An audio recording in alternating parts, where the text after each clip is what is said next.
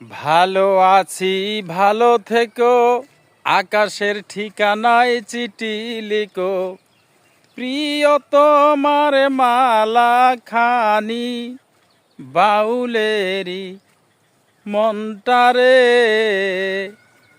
ভালো আছি, ভালো থেকো, আকাশের ঠিকানায় চিঠি লেখো।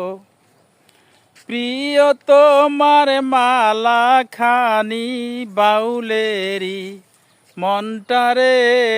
আমার ভিতর বাহির অন্তরে অন্তরে আছো তুমি হৃদয় জুড়ে।